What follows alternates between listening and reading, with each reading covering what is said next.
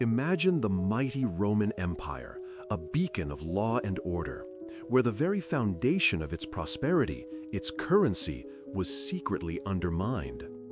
For centuries, this colossal civilization, renowned for its administrative prowess and unwavering grip on power, stood as a testament to human ingenuity and organizational genius.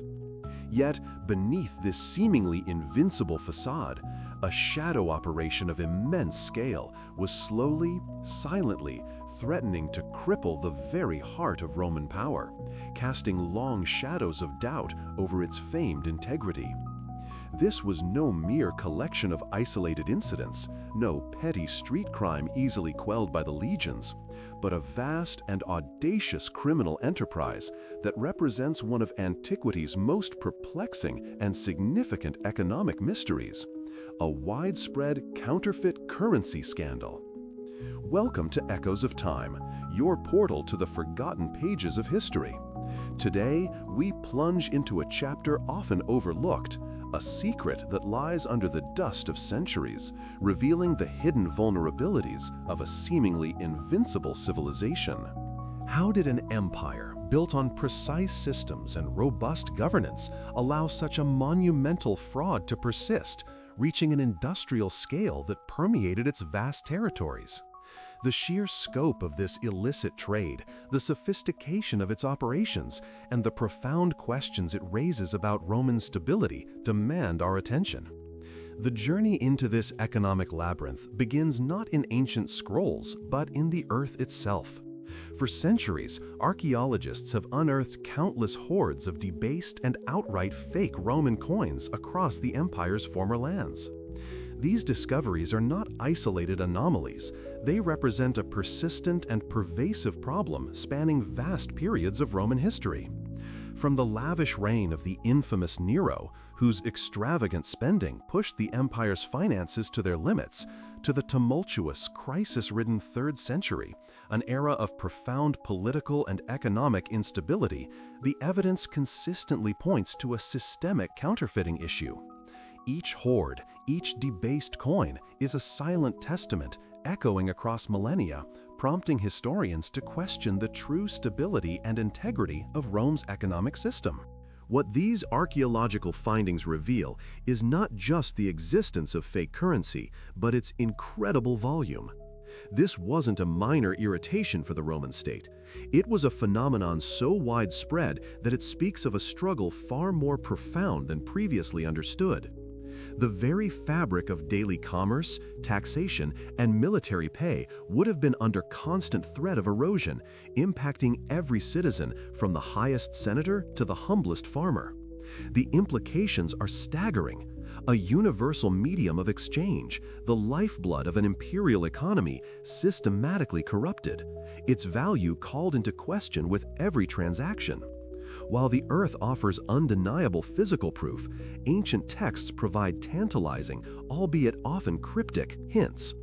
These historical records occasionally mention official attempts to combat forgery, reflecting an awareness within the Roman administration that something was amiss. Edicts, laws, and proclamations might have been issued, penalties prescribed, and enforcement measures attempted.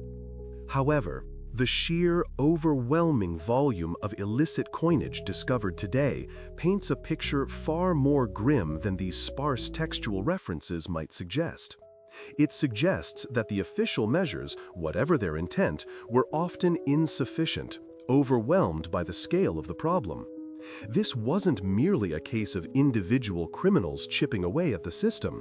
It implies a deep-seated vulnerability, a persistent leak in the economic dike that the Roman state struggled desperately and often unsuccessfully to plug. This sophisticated operation cast a long shadow over the imperial economy, extending far beyond the realm of petty street crime. It threatened to devalue the state-issued coinage, erode public trust in government, and disrupt the intricate web of trade and commerce that sustained the vast Roman Empire. The very definition of wealth and value became ambiguous, fostering an environment of suspicion and economic uncertainty. The pervasive nature of this counterfeiting operation compels us to ask difficult questions, to delve deeper into the motives, the perpetrators, and the systemic weaknesses that allowed such a monumental fraud to flourish. As historians and archaeologists sift through this compelling evidence, three main compelling hypotheses emerge, each offering a distinct and equally intriguing explanation for the scale and persistence of Rome's secret counterfeiting scandal. These theories challenge our traditional understanding of Roman power and resilience, pushing us to consider the empire's hidden vulnerabilities from multiple angles. The first compelling hypothesis posits that this widespread counterfeiting was a deliberate act of sabotage orchestrated by rival empires. Imagine the strategic brilliance. Rather than engaging in costly open warfare, an enemy could subtly undermine Rome from within, targeting the very foundation of its prosperity.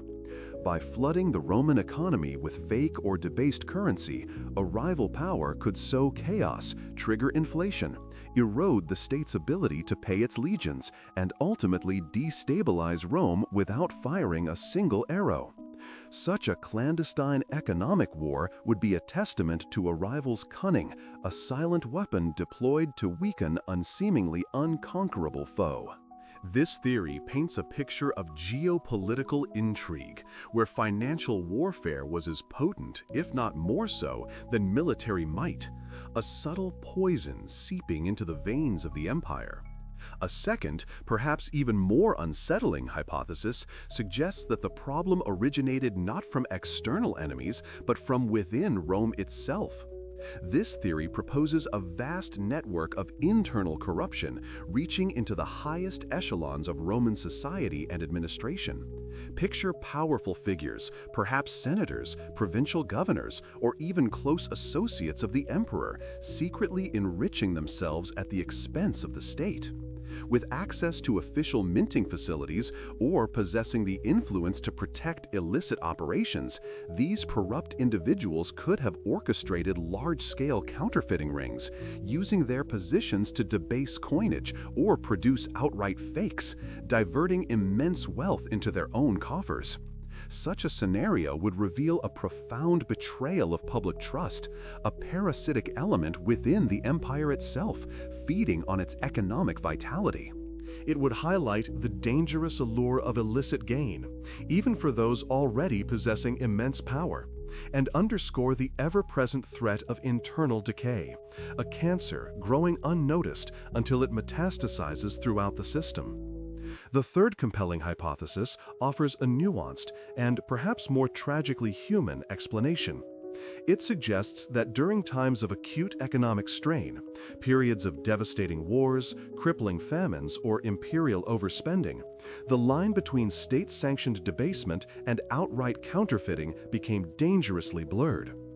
Faced with dwindling resources and mounting expenses, Roman emperors sometimes resorted to debasing their own coinage, reducing the precious metal content to stretch their supply. While an official act, this practice still eroded the value of currency and public trust. This hypothesis suggests that in such desperate times, it became increasingly difficult to discern official policy from illicit operations. If the state itself was reducing the intrinsic value of its coins, it opened the door for criminals to do the same, or even worse, produce entirely fake coins, claiming them as merely debased issues. The public, already wary of the changing value of their money, might have struggled to distinguish between officially debased currency and outright forgeries. This blurring of lines would have created a fertile ground for illicit activity, making it nearly impossible for the authorities to effectively combat the problem when their own actions contributed to the confusion and erosion of trust. It speaks to a desperate cycle where the state's attempts to survive inadvertently fueled the very problem that threatened its stability. Today, scholars continue to debate the profound implications of these widespread forgeries. Were they merely a symptom of Rome's eventual decline, a clear indicator of deeper systemic issues that were already undermining the empire? Or, more chillingly, were they a significant contributing factor to that decline, actively weakening the economy, eroding public faith, and destabilizing the vast imperial structure from within. This question adds layers of intrigue to this forgotten chapter, challenging us to consider the complex interplay between economic health, political stability, and societal trust. The answer profoundly impacts our understanding of Rome's eventual fate, revealing whether its fall was an inevitable consequence of existing vulnerabilities or hastened by an internal economic hemorrhage. To unearth the truth behind one of antiquity's most audacious economic crimes, historians, archaeologists, and numismaticists continue their meticulous work. They sift through archaeological evidence, carefully analyzing each coin hoard for patterns, dates, and metallurgical composition. They scrutinize ancient texts, searching for any overlooked clues or unexamined references to economic policies or anti-forgery measures. They employ modern analyses, leveraging advanced scientific techniques to determine the exact composition of coins, differentiate official minting from illicit production, and trace the spread of counterfeit currency across regions. Each discovery, each new interpretation builds upon the last, slowly piecing together a mosaic of economic intrigue and historical mystery. The story of Rome's secret counterfeit currency scandal forces us to question everything we thought we knew about the stability and integrity of the Roman world. It compels us to look beyond the grand monuments and the tales of military conquest into the often overlooked economic underbelly that sustained or threatened to unravel this colossal empire.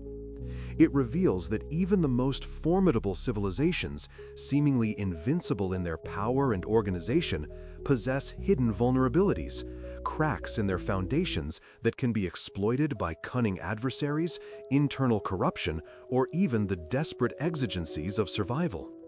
This journey into the past is more than just a recounting of historical events. It is a profound lesson for the present. It reminds us that economic stability is not a given, that trust in institutions can be fragile, and that the echoes of humanity's great history resonate with warnings and insights that are as relevant today as they were millennia ago. What hidden vulnerabilities might lie beneath the surface of our own seemingly robust systems, waiting to be exploited, waiting to test the very foundations of our present stability?